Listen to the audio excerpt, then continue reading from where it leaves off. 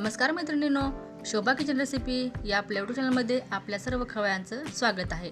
तर आज आपण वेगळ्या प्रकाराचा उपवासाचा पदार्थ बनवणार आहोत, तो म्हणजे उपवासाची साबुदाण्याची पचडी।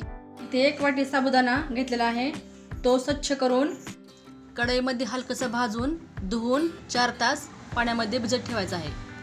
साबुदाणा कढईमध्ये हलकासा भाजून घेतलेला आहे, त्याला एका पाण्याने चांगलं धुवून घेऊया आणि त्यातलं पाणी काढून घ्यायचं आहे। त्याच्यामध्ये आपल्याला पाणी टाकून घ्यायचं आहे। हे बघा, साबुदाण्याच्या थोडं एवढं वर आपल्याला पाणी ठेवायचं आहे आणि आता झाकून ठेवायचं आहे। इथे आपला साबुदाणा 4 तास भिजून झालेला आहे। इथे 1 वाटी भाजलेल्या शेंगदाण्याचा कूट टाकून घ्यायचा आहे।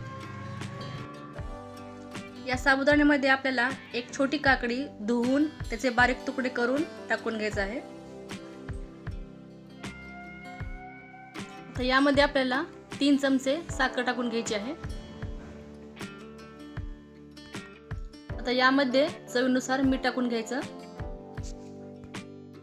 आता यामध्ये एक छोटी वाटी ओल्या नारळाचा किस टाकून घ्यायचा आहे। आता याला चांगलं मिक्स करून घेऊया।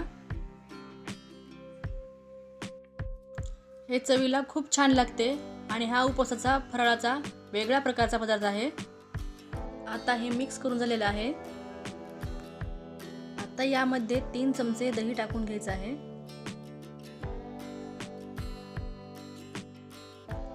आता हे चांगलं मिक्स करून घेऊया।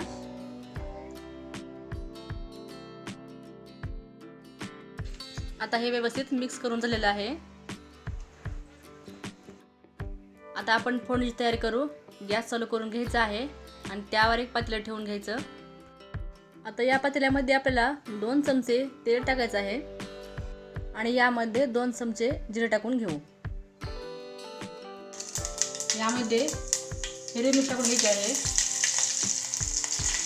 आणि याला चांगलं तळून द्यायचं आहे। आता आपले जिरं मिरची तळतळलं आहे, त्यामध्ये हे साबुदाणा टाकून घ्यायचा आहे आणि याला चांगलं मिक्स करून थोडं परतून घेऊया।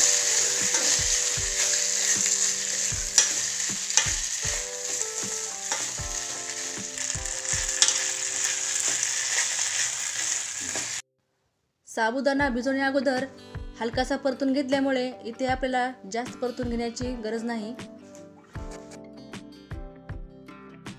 आता आपण याला लगेच गॅस बंद करून काढून घेऊया।